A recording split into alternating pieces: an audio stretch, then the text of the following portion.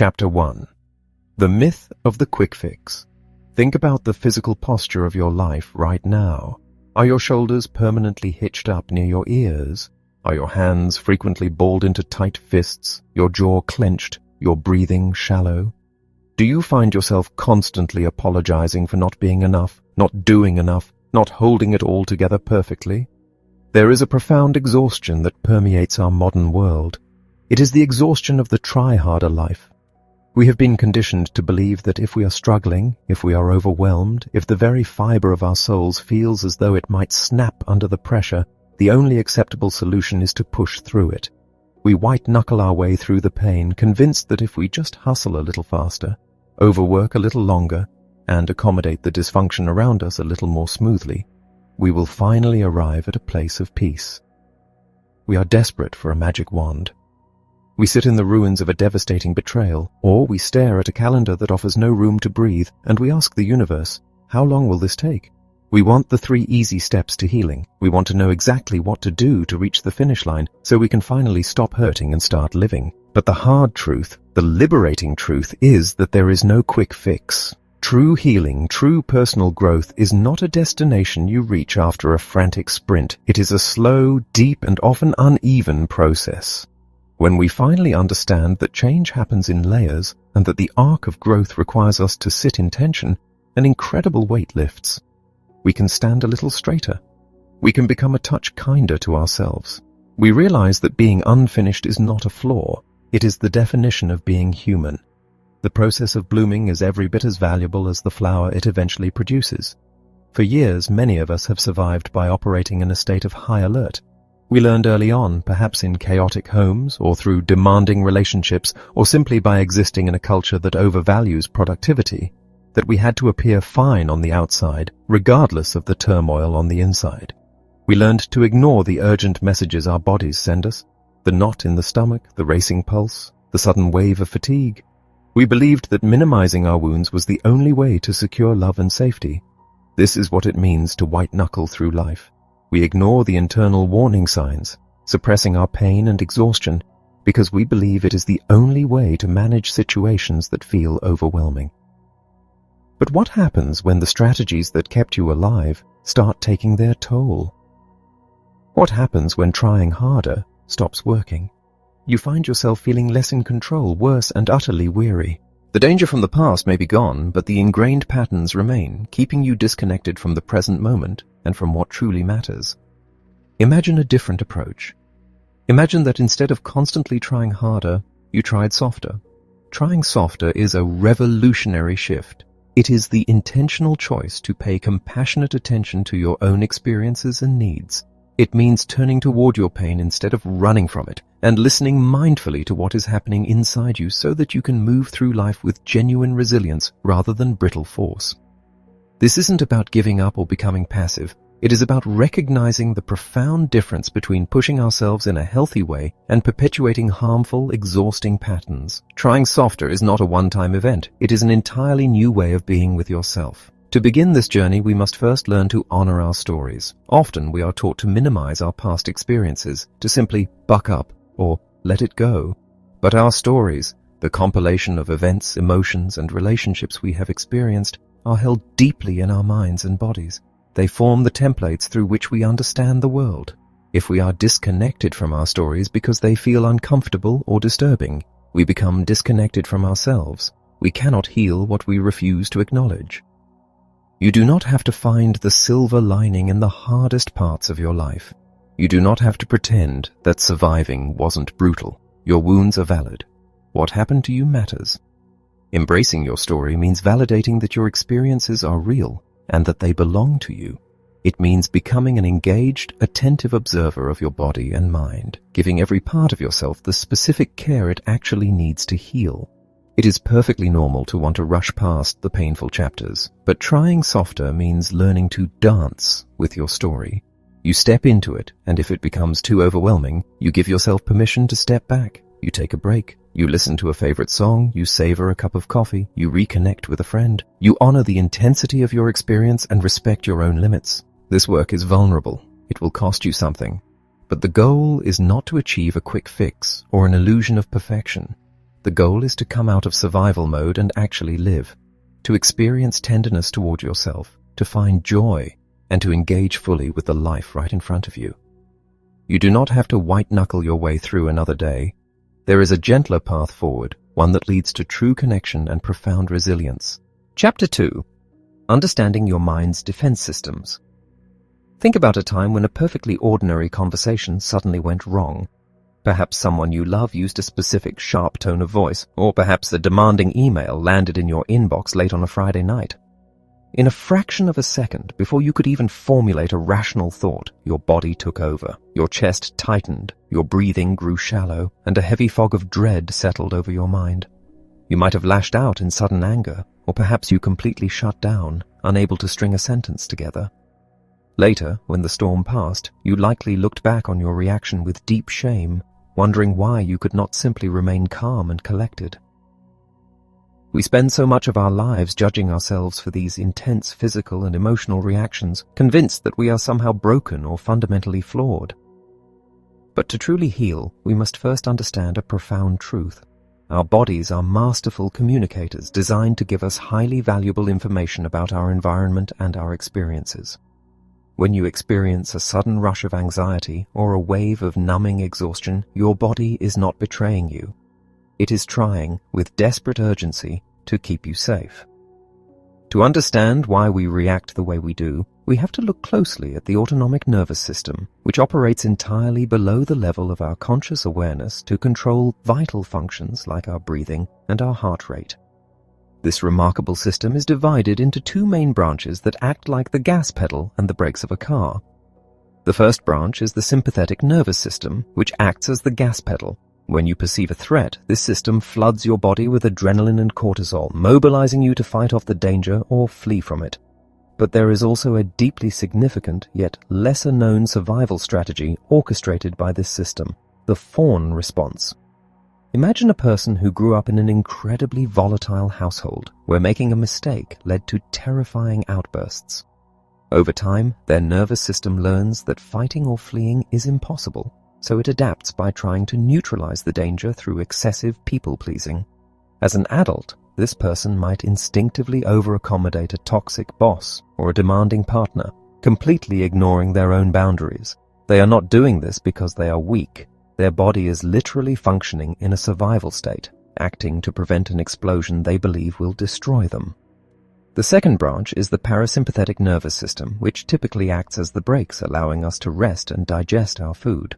However, when a threat is so overwhelming that fighting, fleeing, or fawning cannot save us, this system slams on the emergency brake, shifting the body into a profound state of freeze. This is how the body attempts to protect us from impending doom without ever consulting the thinking part of our brain. If you have ever felt entirely paralyzed in a moment of conflict, or if you frequently experience a heavy, sluggish dissociation where you feel disconnected from the world as if you are watching yourself from the outside, you have experienced this freeze response. Your nervous system was attempting to detach you from a reality that felt far too painful to endure. Understanding this gives us a tremendous amount of power. When we recognize that our racing hearts and our foggy minds are biological responses rather than moral failures, we can begin to validate our underlying needs. We can look at the architecture of our own minds with curiosity rather than contempt. Your brain is structured in layers, developing from the bottom up. At the very base is the brainstem, the most primitive region, which constantly asks one core question: am I safe? It scans for threats and manages your arousal, making decisions about fighting or freezing before you are even consciously aware of a problem. Above that sits the limbic system, a slightly more advanced center that houses your emotions and your memories, constantly asking, am I loved? Is this good or bad? Finally, crowning the top is the prefrontal cortex, the highly evolved, sophisticated region that asks, can I learn? Can I problem solve? Can I empathize? This top layer is what allows you to reflect on your experiences and make conscious choices. In a calm, integrated state, these three layers communicate beautifully. You can feel an emotion in your limbic system and use your prefrontal cortex to process it. But when your brain stem detects a severe threat, something dramatic happens. Blood flow is instantly redirected away from your prefrontal cortex. The highest, most rational part of your brain goes completely offline. This is a brilliant evolutionary reflex if you need to jump out of the way of a speeding car. It is highly problematic, however, if you are simply trying to navigate a difficult conversation with a loved one and suddenly find yourself unable to think clearly or access empathy. This hijack happens because our bodies are often holding on to old stories. Many of us have endured experiences that were so overwhelming to our nervous systems that our bodies could not fully metabolize the stress in the moment. When this happens, the disturbing experience gets stuck in the nervous system, continuing to broadcast an alarm long after the actual danger has passed. We tend to reserve the word trauma for catastrophic, life-threatening events, what we might call big T trauma, the kind that clearly leads to post-traumatic stress disorder. But there is another deeply impactful category, little t trauma. These are the experiences that might not seem devastating on paper, but which completely overwhelmed your personal ability to cope. This includes things like chronic emotional neglect, the relentless sting of bullying, or growing up with a caregiver who was physically present but emotionally entirely absent. Imagine suffering a deep, jagged knife wound. Everyone agrees that you must rush to the emergency room for immediate care. This is big T trauma. Now imagine getting a paper cut at the office. It stings, but it does not stop you from living. But what if you suffered 1,000 paper cuts day after day, year after year, and everyone around you told you it was nothing? You would likely learn to ignore the cuts, assuming you were simply weak for feeling the pain. Eventually, however, your hand would become severely infected, and you too would end up in the emergency room. Little t trauma is the 1,000 paper cuts. Whether the trauma is big or little, the body interprets the overwhelming event as a threat to your very existence. When we finally acknowledge the validity of our 1,000 paper cuts, we experience a profound sense of relief. We realize that our persistent anxiety, our tendency to overwork, or our struggle to maintain boundaries are not character flaws. They are the echoes of a nervous system that learned to expect danger. It is a heavy realization to understand how deeply our past has shaped our biology. But there is a beautiful, hopeful reframe waiting for us here. Whenever hard things activate your nervous system, your body is not trying to destroy you. It is showing you that it desperately wants to move toward healing and integration. Your survival instincts are a magnificent gift from your Creator, designed to get you through the darkest nights.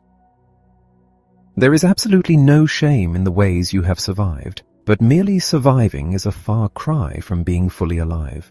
The defense mechanisms that protected you in the past were only ever meant to be temporary. Now you are invited to recognize that the immediate danger has passed. You can begin the sacred work of bringing your higher brain back online, gently reminding your remarkable, exhausted body that it is finally safe to rest. Chapter 3. The Roots of Connection and Fear. There is an invisible script that dictates exactly how you move through the world. It operates beneath the surface of your conscious mind, quietly writing the dialogue for every interaction, every conflict, and every moment of vulnerability in your life. You see its effects when someone you care about goes quiet, and your chest instantly tightens with the absolute certainty that they are leaving you. You feel its presence when someone offers you genuine, unconditional love, and instead of leaning into it, you build a fortress and push them away. You might spend years wondering why you react the way you do when love is on the line, assuming you are just fundamentally flawed or irreparably broken. But you are not broken. You are simply reading from a blueprint that was drafted long before you even had the words to understand it. To understand why we love the way we do, why we fear the way we do, and why we protect ourselves the way we do, we have to travel back to the very beginning. Long before we possessed the ability to form explicit memories or articulate our needs, our nervous systems were awake, taking furious notes on the world around us.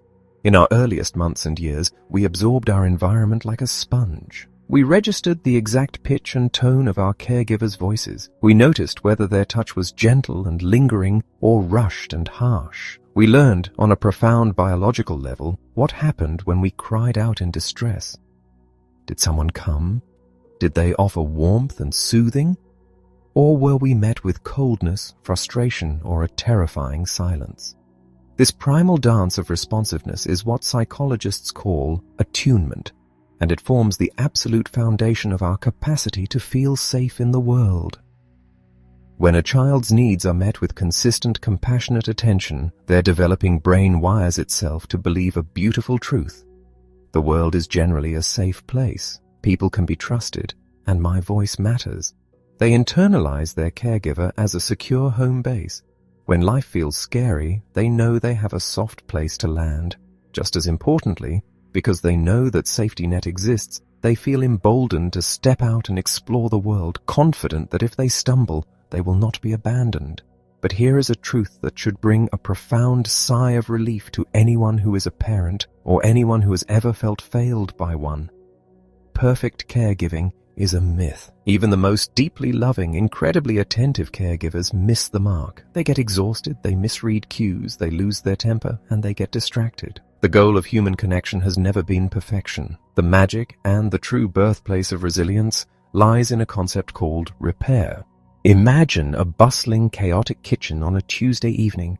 A father is deeply overwhelmed, trying to cook dinner while simultaneously answering a stressful work email on his phone. His young daughter, trying to help, reaches for a heavy jug of milk and accidentally sends it crashing to the floor, sending a white river spilling across the tiles. The father's stress boils over. He snaps. He raises his voice, his frustration sharp and cutting, blaming the child for adding to his chaos. The little girl shrinks back, her eyes wide, her sense of safety momentarily shattered. If the story ends there, the child's nervous system takes a quiet note. Making mistakes is dangerous, and my primary source of love is unpredictable. But imagine what happens if the father catches himself. He stops. He takes a long, deep breath to regulate his own overwhelmed nervous system. He puts his phone down. He gets down on his knees, right there in the puddle of milk, so he is at eye level with his daughter. He looks at her softly and says, "I am so sorry I raised my voice. I was feeling very stressed, but it is never, ever okay for me to yell at you like that. You were just trying to help, and it was only an accident. I love you so much. Let's clean this up together." That beautiful, humbling moment of repair bridges the gap. It reaches into the child's nervous system and reestablishes safety. It teaches her that a rupture in a relationship is not the end of the world. It teaches her that love can withstand imperfection, that conflict can be resolved, and that she is entirely worthy of an apology. Resilience is not built by shielding a person from every possible hurt. It is built in the repair. However, when childhood is marked by chronic misattunement, neglect, unpredictability, or trauma without the vital grace of repair, our internal blueprints adapt for survival. If our limits are not respected, if our voices are silenced, or if the people who are supposed to protect us are the very source of our fear, we do not simply walk away unscathed, we adapt. We learn to white-knuckle our way through relationships, sacrificing our own emotional safety just to maintain a fragile tether to the people we need. These early adaptations solidify into what are known as attachment styles. Think of them as the lenses through which we view every relationship in our adult lives. Imagine you are sitting at a corner table in a restaurant, waiting for someone who means a great deal to you. You were supposed to meet at 7 o'clock. It is now 7:30, and they have not arrived, nor have they sent a message. How your body and mind react in those 30 minutes speaks volumes about your internalized blueprint. If you are operating from a secure attachment, you might feel a flicker of concern, but your nervous system remains relatively calm. You might reach out to check on them, assuming they hit traffic or lost track of time. You have an internalized belief that people are generally reliable, and you do not view their delay as a referendum on your worth. You know that even if they did make a mistake, you have the emotional bandwidth to handle the disappointment without losing your center. But what if you carry an anxious attachment style? In that same restaurant, as the minutes tick by, your sympathetic nervous system completely takes over. Your heart races, your mind spirals into catastrophic narratives. You convince yourself that they are not coming because they have finally realized you are not worth their time. You check your phone obsessively, feeling a desperate, aching hunger for validation. When they finally do arrive, you might lash out in anger, not because you hate them, but because you are absolutely terrified of being abandoned. You need constant, repeated reassurance that you are loved, because your internal template tells you that people inevitably leave. Now imagine sitting at that table with an avoidant attachment style. As the clock strikes 7:30, you do not feel frantic, you feel cold. You simply pay for your drink, stand up and leave. You feel a familiar, cynical confirmation of what you have always known. Relying on other people is a mistake. When you were young, you learned that crying out brought no comfort, so you built a magnificent, impenetrable fortress around your heart. You learned to self-soothe through isolation. To the outside world, you look incredibly strong, independent, and self-reliant. But beneath the armor, your body is in a state of high alert, protecting a deeply buried fear of being engulfed, controlled, or rejected. Finally, consider the disorganized attachment style, which is often born from deeply traumatic or chaotic beginnings. Sitting at that table, you feel utterly paralyzed. You desperately want this person to arrive, craving connection more than anything in the world. Yet, the thought of them walking through the door also terrifies you.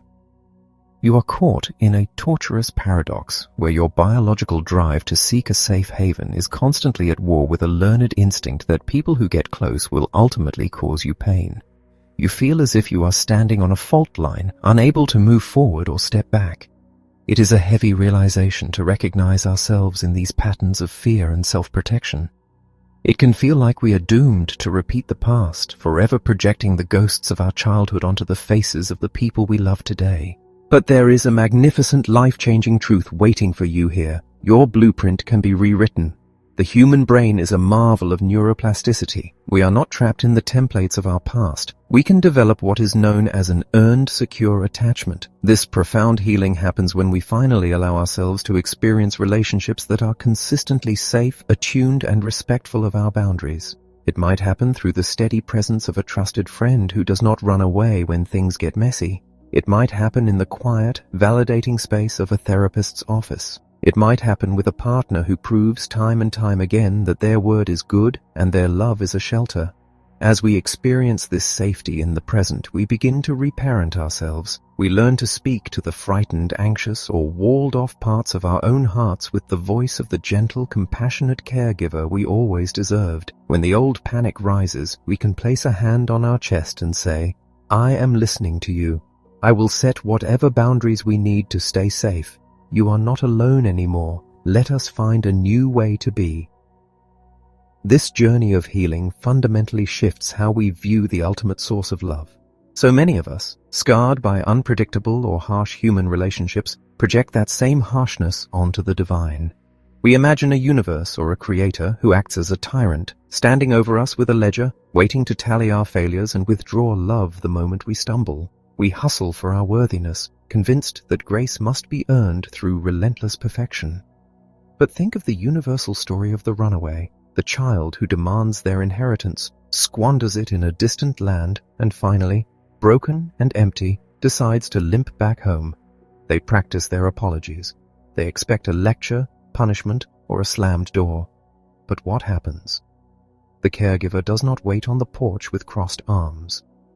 The moment the child appears on the horizon, the caregiver hikes up their robes and runs down the dusty road. There is no demand for an explanation. There is no shaming. There is only a fierce, weeping embrace, a heavy coat thrown over trembling shoulders, and the immediate command to prepare a feast. This is the ultimate secure attachment. It is the breathtaking realization that you do not have to hustle for your right to exist. When your heart is raw, when you have pushed people away, when you are exhausted from trying to earn your place in the world, the truest form of love is already running down the road to meet you. You are seen, you are held, and you are welcomed home exactly as you are. Chapter 4. Finding your window of tolerance. Imagine your internal capacity for handling life is like a beautifully crafted glass pitcher. Every day, the events of your life pour water into this pitcher. A difficult commute pours a little water in. A beautiful conversation with a friend takes a little water out. An unexpected financial expense pours a lot of water in. A restful night of sleep empties it almost completely. When the pitcher is large enough to hold the water pouring in, you feel like yourself. You can handle the stress, you can adapt to unexpected changes, and you can maintain your sense of humor and your empathy. But what happens when the pitcher is already full to the brim and life decides to pour in just one more drop? The pitcher overflows. The water spills everywhere, creating chaos and a sudden, desperate mess. When this happens in our actual lives, we rarely blame the volume of the water or the size of the pitcher. Instead, we blame ourselves. We look at the spill, perhaps a sudden outburst of rage at a spouse over a misplaced set of keys, or a complete collapse into tears in the middle of a grocery store aisle, and we feel a profound sense of shame. We tell ourselves we should be stronger. We should be able to handle this. We look at other people who seem to be carrying so much more, and we wonder why we are so incredibly weak. But you are not weak. You simply stepped outside your window of tolerance. Every single human being has a physiological window of tolerance. This is the optimal zone of arousal where we can comfortably process information, connect with other people, and regulate our emotions. When you are inside this window, life might still be challenging, but it feels manageable. You have access to the highest, most rational parts of your brain. You can feel an intense emotion without being completely hijacked by it. You are, in essence, anchored. The width of this window is not a reflection of your character or your willpower. It is profoundly shaped by your life experiences, your biology, and the cumulative stress you have endured. If you grew up in an environment that was deeply unsafe, or if you have lived through seasons of chronic burnout or trauma, your nervous system essentially shrank your window to keep you highly alert to danger. Your pitcher became much smaller, meaning it takes far less stress for the water to overflow. When we are pushed past the edges of this window, our bodies instinctively launch into survival mode. And because survival requires different strategies depending on the threat, we typically exit the window in one of two distinct directions. We either go too hot or we go too cold. When you shoot out the top of your window, you enter a state of hyperarousal. This is the too hot zone. Imagine sitting at your desk, trying to meet a critical deadline when your computer suddenly crashes, taking hours of unsaved work with it.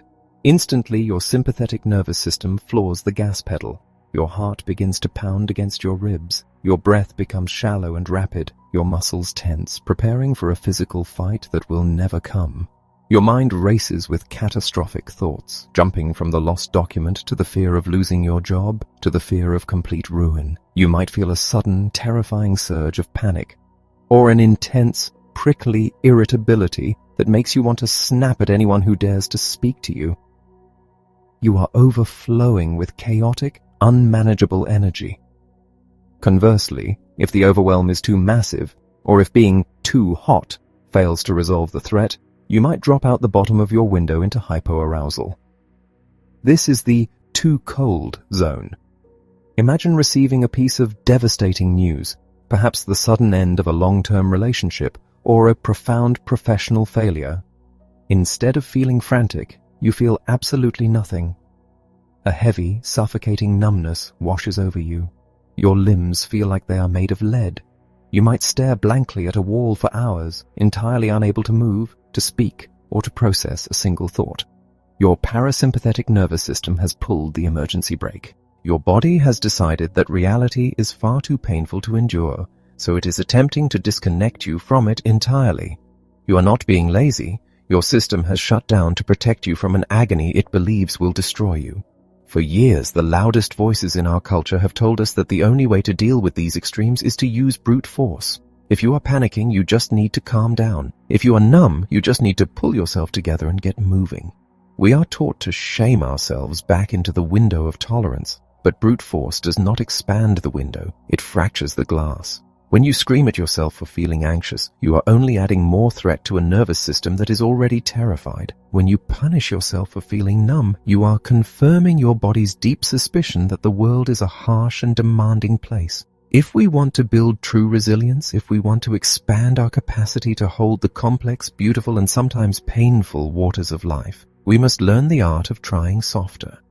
We must learn to become curious, compassionate observers of our own physical states. The first and most critical step is simply learning to recognize the edges of your window. What are the early, whispering warning signs that you are starting to run too hot? Perhaps it is a slight tension in your jaw, or a sudden urge to control the people around you. What are the signs that you are running too cold? Maybe you find yourself endlessly scrolling through your phone, desperate to check out, or you notice that your voice has gone completely flat. When you notice these signs, the goal is not to judge them. The goal is to gently, repeatedly signal safety to your body. You have a magnificent biological superhighway running from the base of your brain all the way down into your abdomen called the vagus nerve. It acts as the primary communication line between your body and your mind. When you are outside your window of tolerance, your brain is sending frantic messages of danger down this nerve to your body. But the communication goes both ways. You can use your body to send powerful messages of safety back up to your brain. If you find yourself running too hot, consumed by anxiety, you can intentionally engage your body to hit the brakes. You might take a slow, deep breath, making sure the exhale is twice as long as the inhale, a biological signal that instantly tells your heart rate to slow down. You might literally place a hand over your own heart, offering yourself the physical warmth and compression that mammalian nervous systems inherently recognize as soothing. If you find yourself running too cold, sinking into a heavy disconnect, you can gently invite your body back into the present moment. You might stand up and stretch your arms toward the ceiling, noticing the sensation of your muscles waking up. You might focus your eyes on 3 specific objects in the room, naming their colors out loud to anchor your wandering mind back into reality. You might take a sip of cold water, letting the sharp temperature pull you back into your physical senses. This is not about achieving a state of permanent, unshakable zen. The goal of being human is not to never feel overwhelmed. The goal is to develop a deep, trusting relationship with yourself, so that when you inevitably fall out of your window, you know exactly how to guide yourself back home. Every single time you notice your distress, pause and offer yourself a moment of compassionate regulation instead of a lecture, you do something miraculous. You very gently, very slightly, stretch the edges of your window. Over time, that tiny stretch becomes a millimeter. That millimeter becomes an inch. Slowly, without forcing it, your capacity grows. Your picture becomes larger. You find that you can sit in the tension of a difficult conversation without shutting down. You find that you can experience deep joy without waiting for the other shoe to drop. You begin to trust that you are safe in your own body, and in that profound safety, your truest, most resilient life can finally begin to bloom. Chapter 5. The Life-Giving Power of Boundaries. Imagine living in a beautifully furnished house right in the center of a bustling, crowded city. You have spent years meticulously designing the interior, arranging the rooms, and creating a space that reflects who you are. Now imagine that this house has no front door. There are no locks, no fences, and no property lines. Anyone walking down the street can wander into your living room at any hour of the day or night. They can track mud across your carpets, eat the food from your kitchen, rearrange your furniture to suit their preferences, and demand your attention while you are trying to sleep. If you lived in a house like this, your nervous system would be in a permanent state of sheer terror. You would never be able to fully relax, because you would never know who was about to walk in or what they would demand of you. You would spend all your energy standing guard at the threshold, exhausted, depleted, and completely unable to enjoy the home you had built. For so many of us, this is exactly how we live our emotional lives.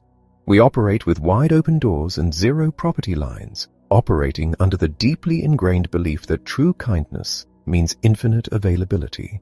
We assume that to be a good person, a loving partner, a dedicated employee, or a loyal friend, we must be endlessly accommodating. We swallow our own discomfort to keep the peace. We silence our own exhaustion to meet someone else's manufactured emergency. But a life without boundaries is not a hospitable life.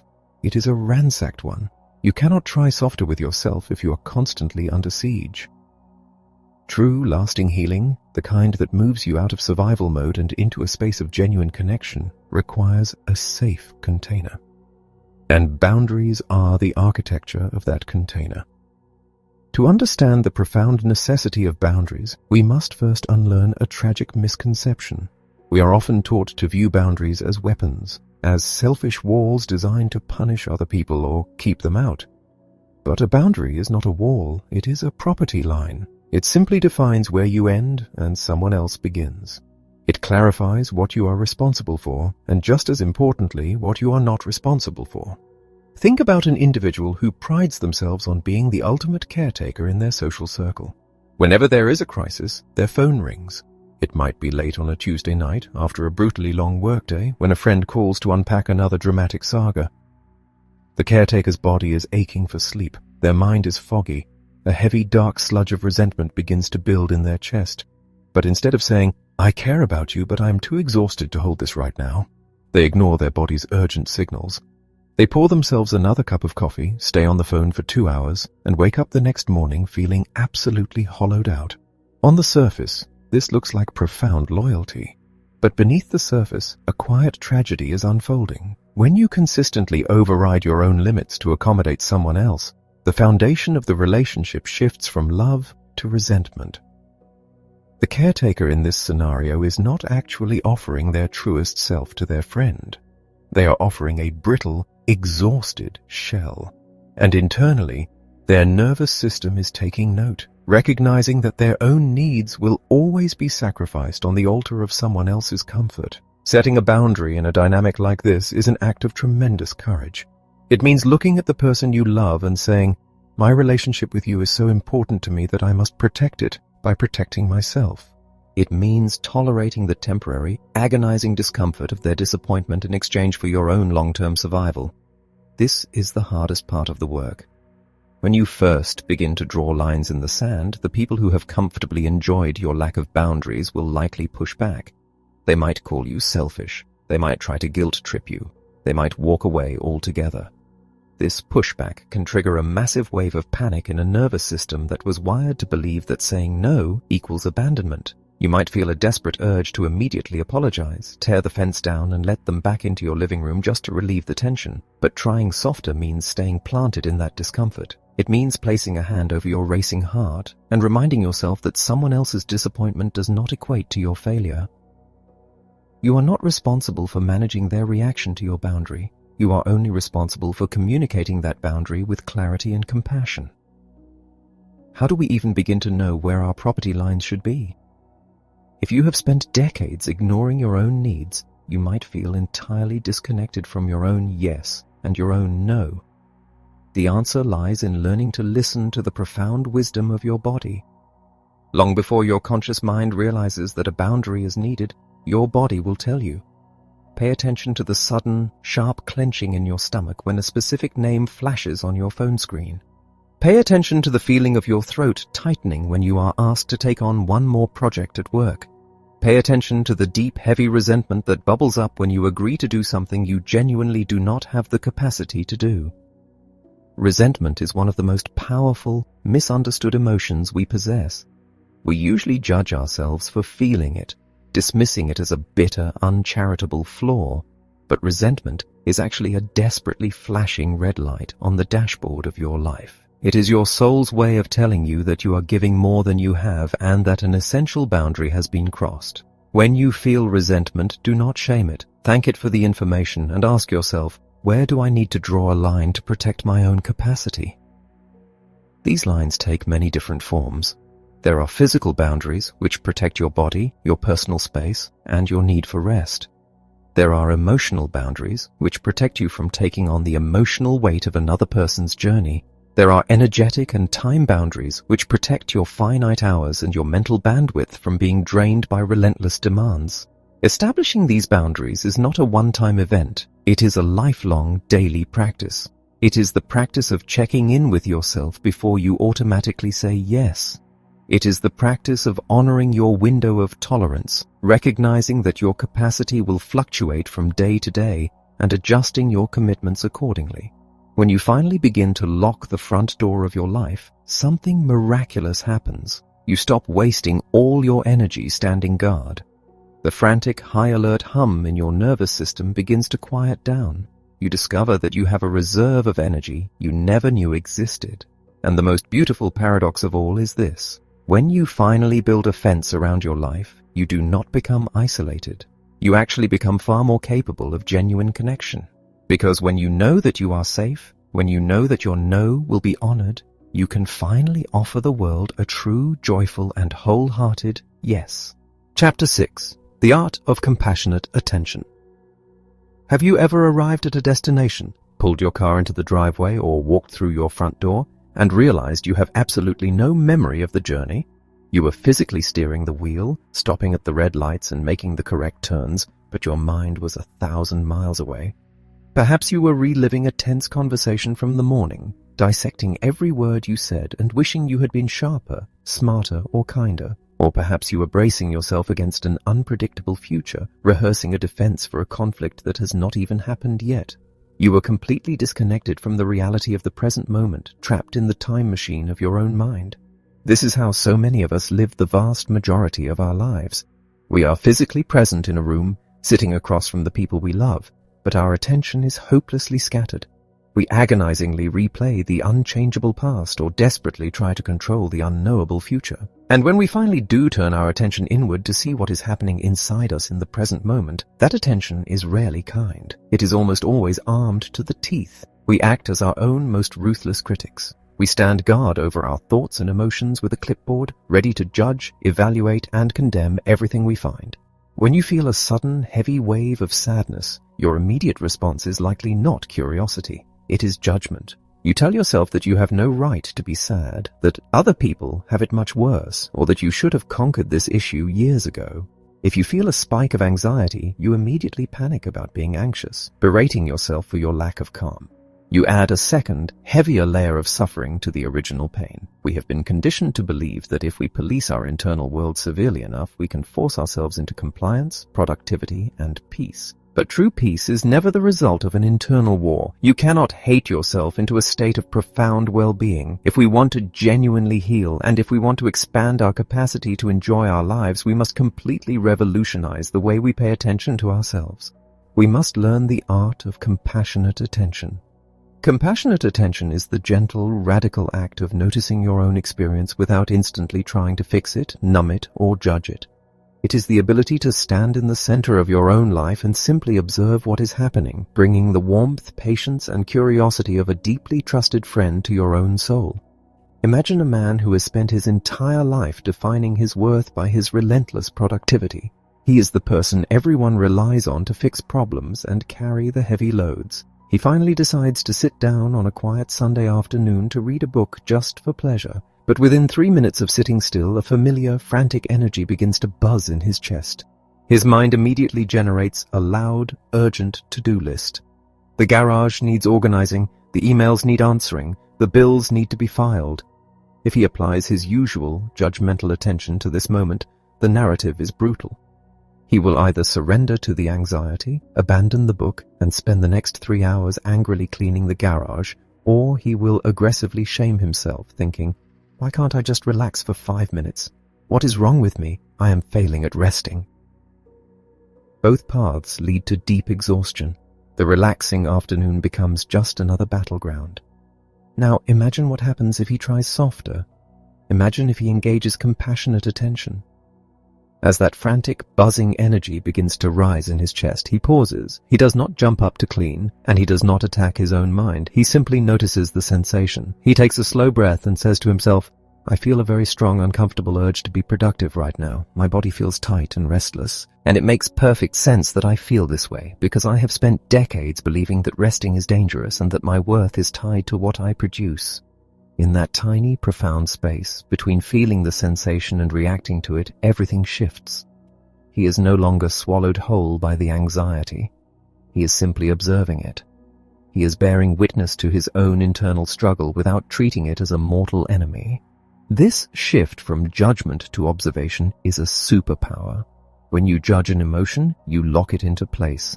You treat it as an enemy combatant, which forces your nervous system to instantly escalate its defenses. But when you observe an emotion with genuine compassion, you rob it of its terrifying grip. You acknowledge its presence without handing it the keys to the driver's seat. You allow the emotion to be exactly what it is, a temporary wave of energy passing through your nervous system, rather than a permanent indictment of your fundamental character. There is a very specific reason why we avoid this kind of presence. We are terrified of the silence. We keep our lives incredibly noisy, playing podcasts while we cook, endlessly scrolling through social media the moment we stop at a red light, and packing our schedules until there is not a single empty margin. We do this because we are deeply afraid of what will rise to the surface if we ever get quiet. We assume that if we truly stop and pay attention, we will be overwhelmed by a tidal wave of grief, suppressed anger, or unfulfilled longing that will completely destroy us. We run from the present moment because the present moment feels like a threat. But compassionate attention reminds us that we do not have to swallow the entire ocean at once. We can gently dip our toes in the water. We can notice just a small fraction of our experience, and then, if it feels like too much, we can intentionally step back. This is the very essence of trying softer. You do not force yourself into a state of profound, hour-long meditation if your nervous system is screaming in protest.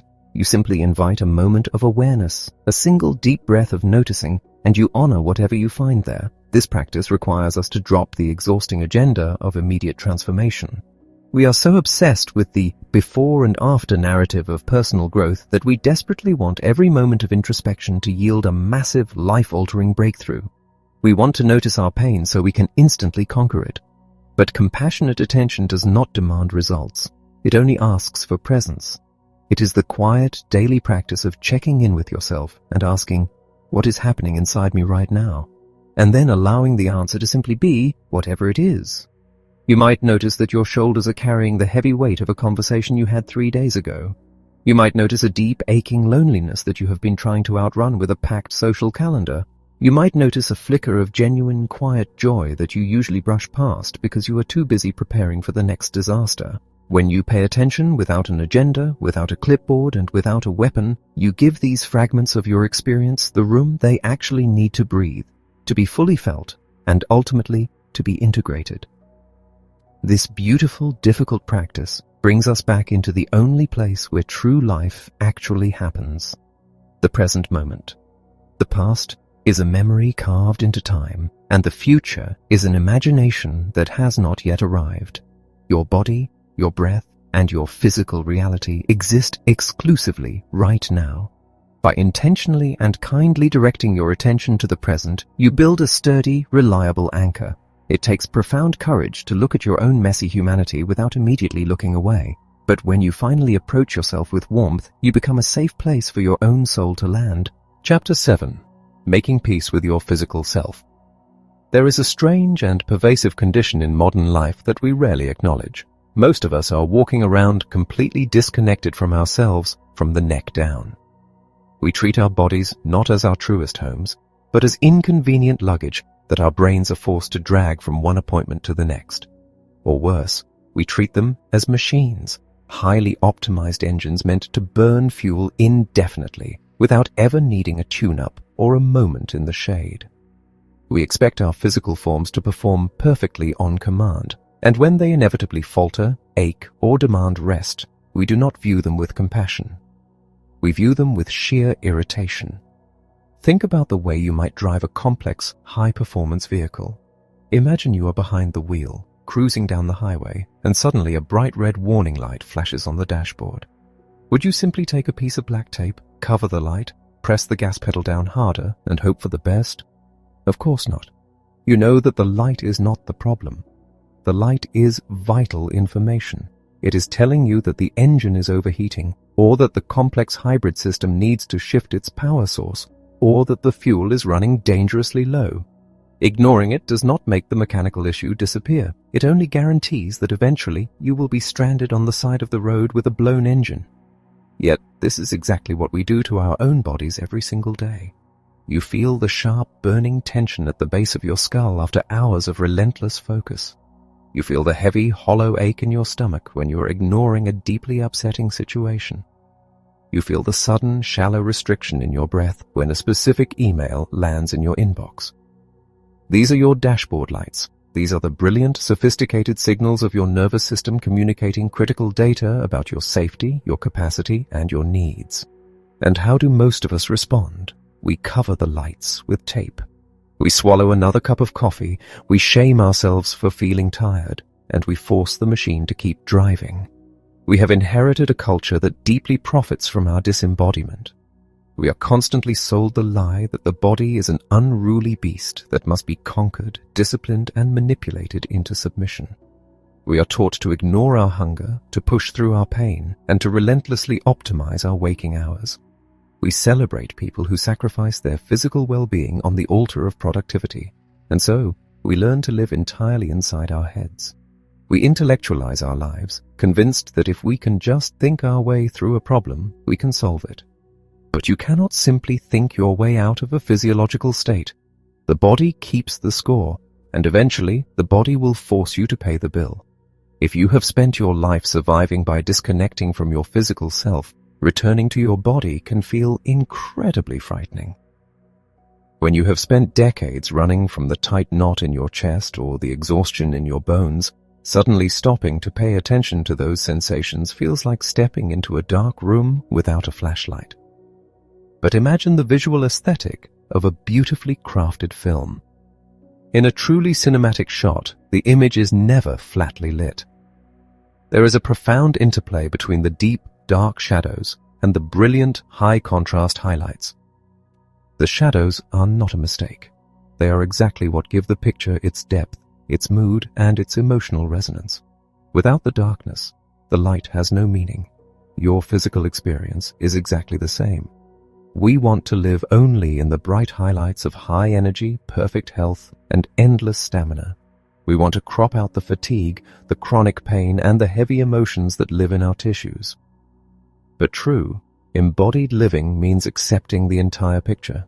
It means making peace with the shadows, honoring your body's limitations, and recognizing that your need for rest is what makes your capacity for joy so profound. To try softer with your physical self is to invite a radical shift in perspective. Instead of viewing your body as an adversary you have to manage, you begin to view it as your most faithful companion. Your body is the only vessel that has been with you through every single heartbreak, every moment of triumph, every sleepless night, and every quiet morning. It has carried you through the unimaginable. It has absorbed the shock waves of your stress to keep your mind from shattering. Your body is not betraying you when it asks for rest. It is trying to save you. How do we begin to bridge this massive divide? How do we move from treating our bodies like rented machinery to treating them like sacred ground? We start incredibly small. We start by practicing the quiet art of grounding. Grounding is not a complicated mystical ritual. It is simply the act of bringing your wandering, time-traveling mind back into the physical reality of the present moment. Think of someone who spends 12 hours a day staring at a glowing screen, constantly managing a dozen different crises, totally detached from their environment.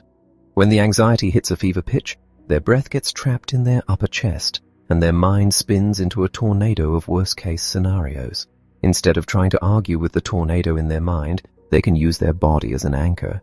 They can firmly press their feet into the floor, noticing the solid, unyielding support of the ground beneath them. They can run their hands under cold water, focusing entirely on the sharp, bracing temperature against their skin. They can take a deep breath and slowly exhale, intentionally relaxing the tight muscles in their jaw and dropping their shoulders down from their ears. They are sending a direct, physical message to their brainstem that despite the swirling chaos of the mind, the body is safe in this exact room, in this exact second. This is the practice of embodiment. It is learning to ask yourself, what is my body feeling right now?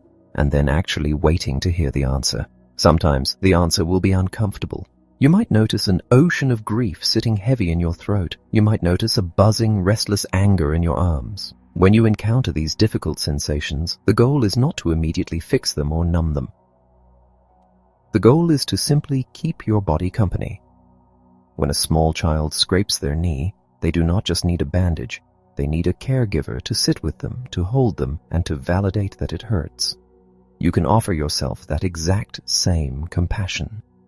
You can place a hand over the tight knot in your stomach and silently say, I feel you. I know you are scared or overwhelmed, and I am not going to abandon you. We will sit right here together until the wave passes.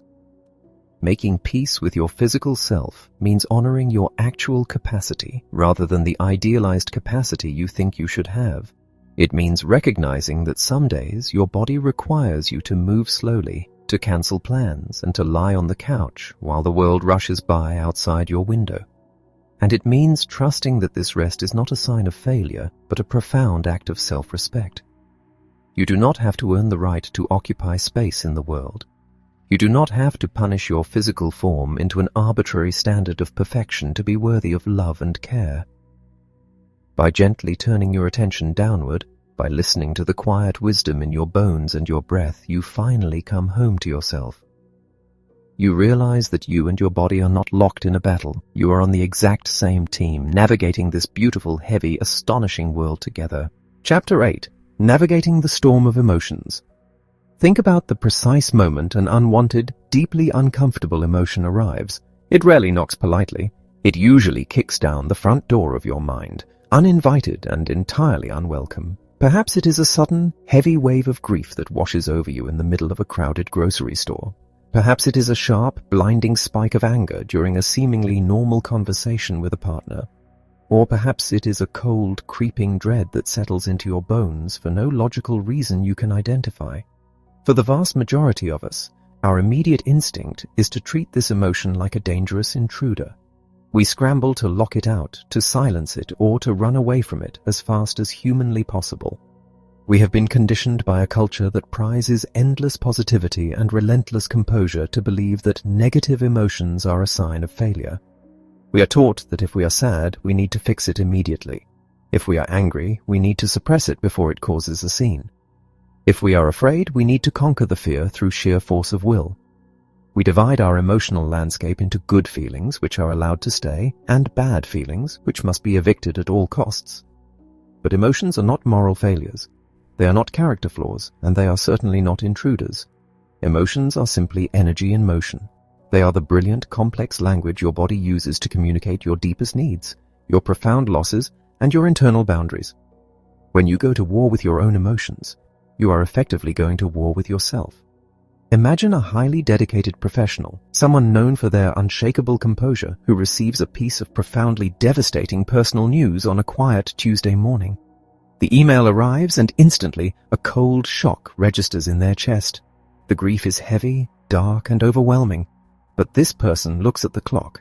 They have a critical presentation in 30 minutes. They have a team relying on them.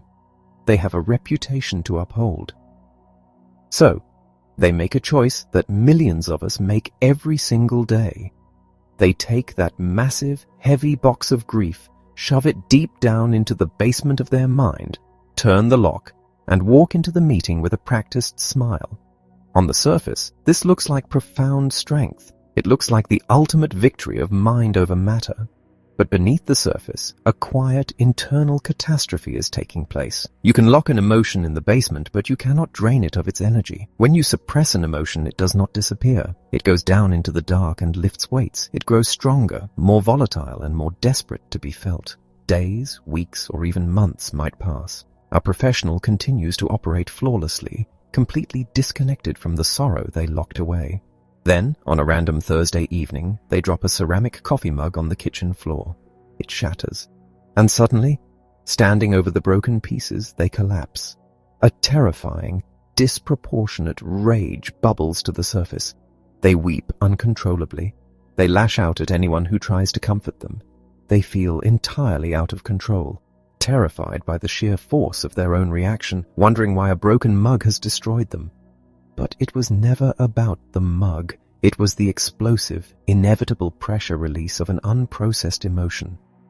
When we refuse to feel our feelings on our own terms, they will eventually force us to feel them on theirs. This is the terrible cost of emotional suppression. But the alternative we are usually offered is equally destructive: emotional flooding. This is what happens when we do not suppress the emotion, but instead allow it to completely hijack the car. When the anger arrives, we instantly become the anger, burning down relationships and lashing out in ways we will later deeply regret. When the anxiety arrives, we surrender to it completely, letting it dictate our choices and shrink our world into a tiny, frightened box. If suppression is burying the emotion alive and flooding is letting the emotion set the house on fire, what does it mean to try softer? How do we navigate these powerful storms without being destroyed by them? The secret lies in learning how to ride the wave.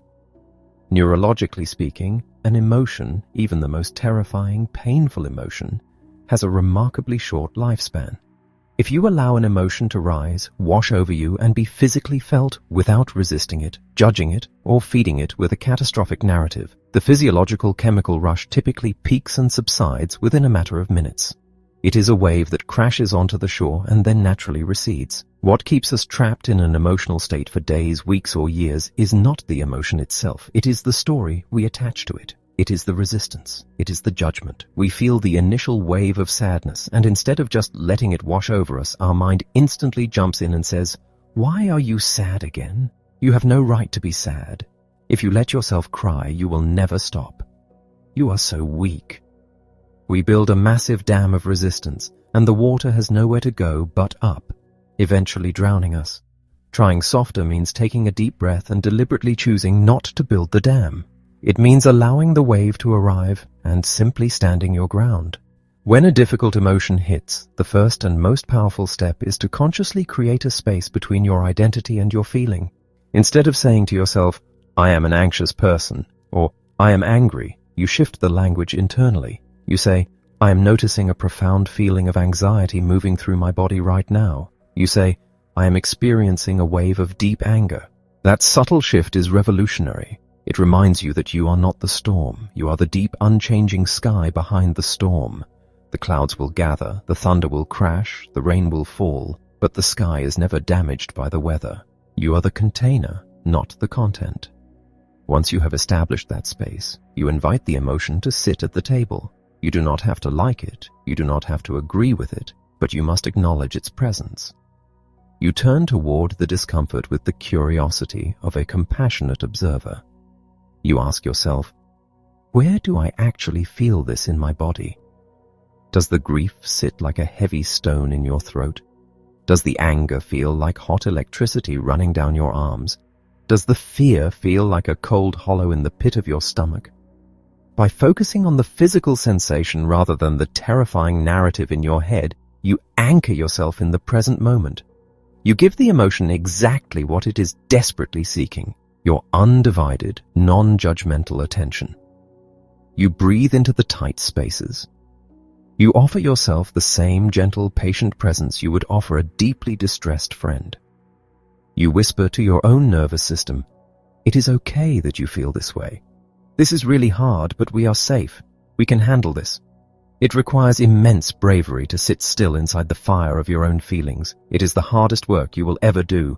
But when you stop running, something miraculous occurs. The emotion begins to shift. It softens. The wave peaks, and then, slowly, it begins to pull back.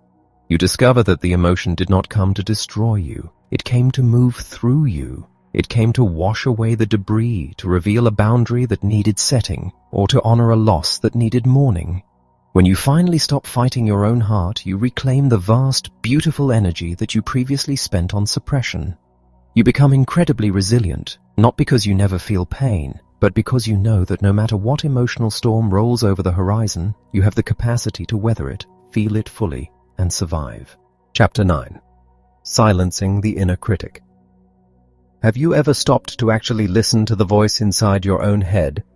Not the voice that reads a grocery list or calculates a tip at a restaurant, but the voice that speaks to you when you drop a glass, when you miss a deadline, or when you look at your reflection in the mirror. If a person walked behind you all day, speaking to you the way you speak to yourself in your most vulnerable moments, how long would you tolerate their presence? You would likely fire them, block their number, or report them for harassment. Yet, we allow this internal monologue to broadcast 24 hours a day, entirely unchecked. We carry a ruthless, unforgiving internal critic. This critic operates like a hostile prosecutor who has been building a case against you for decades. It takes every minor mistake, every awkward social interaction, and every completely human failure, and weaponizes them to prove a single devastating point. You are fundamentally inadequate. Think of someone who has poured their heart into a massive professional project. They spend months refining every detail, sacrificing their evenings and weekends. Finally, the day arrives to present their work to a room full of peers. The presentation goes beautifully, but in the final 5 minutes, they stumble over a specific statistic. They momentarily lose their train of thought, quickly recover, and finish to a round of genuine applause. To the rest of the room, it was a wildly successful morning. But the moment this person sits down, the inner critic takes the microphone. The critic does not care about the 95% of the presentation that was flawless. It zeroes in exclusively on the stumble. For the next 3 weeks, that single fleeting moment of imperfection is played on a relentless, agonizing loop in their mind. The critic whispers that everyone in the room saw them as a fraud, that their hard work was ruined, and that they do not belong in their position. What should have been a moment of celebration becomes a deeply isolating experience of shame. Why do we do this? Why do we harbor such a vicious roommate in our own minds?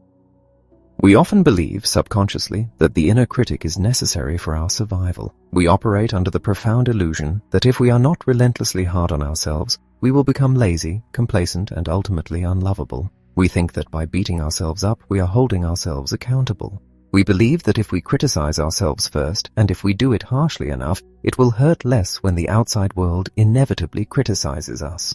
The critic is actually a misguided bodyguard employing the tactics of a bully to keep us safe from future rejection.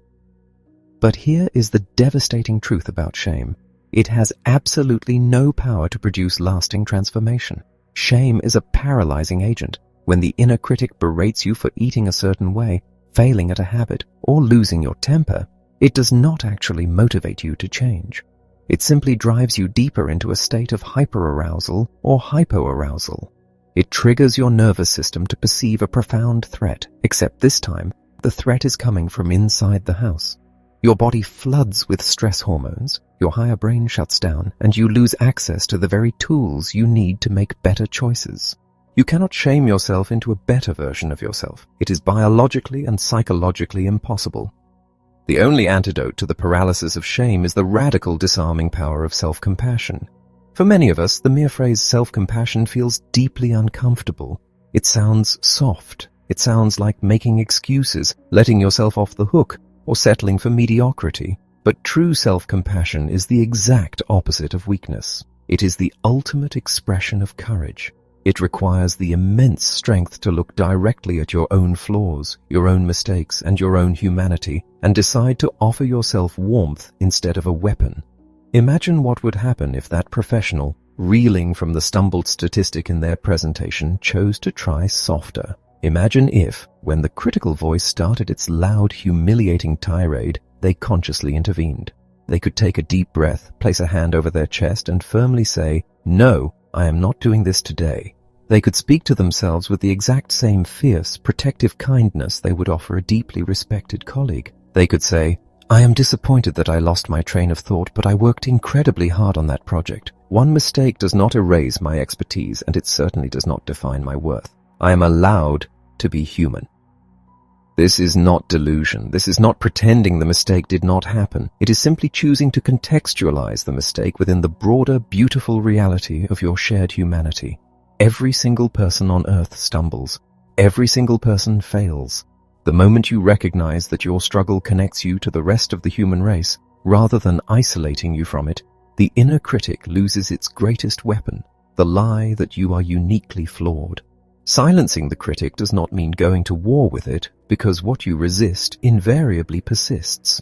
If you yell at your inner critic, you are just creating more internal noise. Instead, you change the relationship entirely. You begin to treat the critical voice like a frightened child having a tantrum in the backseat of a car. You do not hand the child the steering wheel, and you do not scream at them to shut up. You simply look in the rearview mirror and say, "I hear that you are afraid. I know you are trying to protect me from being hurt or embarrassed, but I am an adult now. I am in the driver's seat, and we are safe. We do not need to talk to ourselves this way anymore." This practice of self-compassion literally rewires the neural pathways of your brain. Every time you intercept a critical thought and replace it with a gentle, grounded truth, you strengthen the circuitry of resilience. You signal to your nervous system that it is safe to lower its defenses. Over time, the loud, punishing voice begins to lose its volume. It becomes a whisper, and then, eventually, it makes room for a new voice. A voice of steadfast advocacy, deep respect, and unconditional friendship with yourself. When you stop spending all your energy defending yourself against your own mind, you free up a massive reservoir of vitality. You become free to take risks, to fail beautifully, and to pursue the life you were meant to live, knowing that no matter what happens, you will never abandon yourself again. Chapter 10. Cultivating Lasting Resilience. We are deeply enamored with the concept of the finish line. We have been conditioned by movies and literature to expect a definitive, triumphant climax where the hero finally conquers their internal demons, the swelling music fades, and the screen cuts to black. We approach our own personal growth with this exact same cinematic expectation. We believe that if we do the hard work, if we set the boundaries, if we process the grief, if we learn to silence the inner critic, we will eventually arrive at a permanent plateau of unshakable peace. We think we will cross a magical threshold where nothing will ever trigger our anxiety again and where every day will be perfectly balanced. But life does not freeze on a happy ending. The sun rises the next morning, bringing with it new complications, unexpected heartbreaks, and entirely new layers of stress. The goal of trying softer is not to build a fortress that keeps the hard realities of the world out. The goal is to build something far more profound and far more sustainable. Lasting resilience. For a very long time, we misunderstood what resilience actually looked like. We pictured a massive, immovable brick wall. We thought that to be resilient meant to be completely bulletproof, stoic, and entirely unaffected by the circumstances around us. We equated strength with an absolute refusal to break. But if you look at the natural world, a brick wall is actually highly vulnerable. When a catastrophic earthquake strikes, the rigid, unyielding structures are the first to shatter into pieces. The structures that survive are the ones designed to sway. True resilience is not rigidity, it is elasticity. It is the capacity to be stretched, bent, and deeply affected by the storms of your life, and then, slowly and gently, to recover your shape. This elasticity is the direct, beautiful result of everything we have explored. When you stop fighting your own nervous system, when you stop locking your emotions in the basement, and when you finally stop trying to shame yourself into perfection, you conserve a massive amount of internal energy. You are no longer exhausted from the relentless internal war, and because you are no longer burning all your fuel on sheer survival, you finally have the resources required to bounce back when life knocks you down. But there is another, deeply surprising side to resilience that we rarely discuss. We talk constantly about expanding our capacity to endure pain, but we almost never talk about expanding our capacity to experience joy. When you have lived in survival mode for a long time, joy is actually a terrifying prospect. In a state of chronic hypervigilance, your brain interprets happiness not as a gift, but as a dangerous vulnerability. When you feel a sudden, beautiful surge of contentment, the traumatized mind immediately panics. It whispers, "Do not get used to this. The other shoe is going to drop. If you let your guard down to enjoy this moment, you will be utterly destroyed when it is taken away." And so we unconsciously sabotage our own happiness. We pick a fight right in the middle of a perfect weekend. We numb ourselves out during a beautiful celebration. We refuse to let the joy actually land in our bodies because we are trying to protect ourselves from the eventual loss. Imagine a brilliant artist who spent years grinding in an unforgiving, cutthroat creative industry. Over a decade, their art became entirely entangled with their survival. Every stroke of the brush was about paying the rent, avoiding devastating criticism, and proving their worth to a hostile audience. They eventually burned out completely, packing away their canvases and refusing to enter their studio for years. The sheer thought of painting triggered a suffocating wave of anxiety. Then, after years of gently honoring their limits and learning to try softer, they decide to walk back into the quiet, dusty studio. They do not have a commission. They do not have an audience.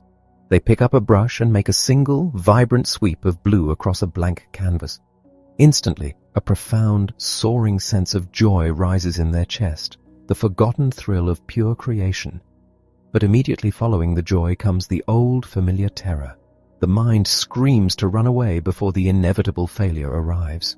This is the ultimate test of resilience. Resilience is the artist choosing to stay in the room. It is the brave decision to place a hand over their racing heart, take a deep breath, and whisper, "I know you are scared that this will be taken away, but we are allowed to feel good. We are allowed to have this moment."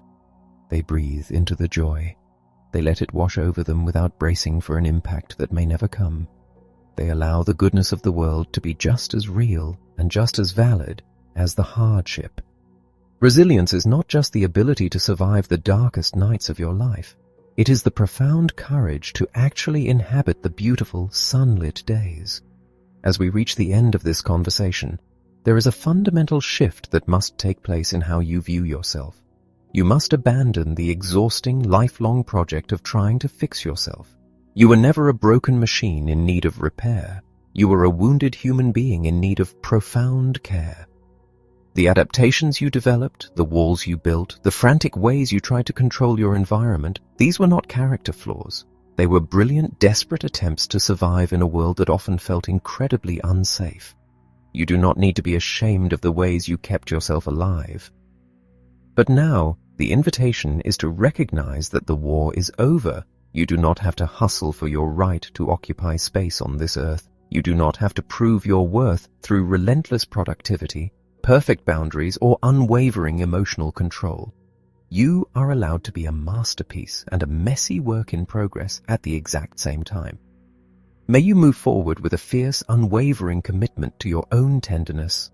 May you remember that when the old panic rises and the inner critic begins to shout, you possess the profound power to pause, to place a hand on your own chest, and to choose a gentler path. May you build a life with a door that locks, a window of tolerance that slowly expands, and a heart that is brave enough to stay open to the beauty of the present moment. You are seen, you are deeply known, and you are, exactly as you are in this very moment, entirely and unconditionally beloved.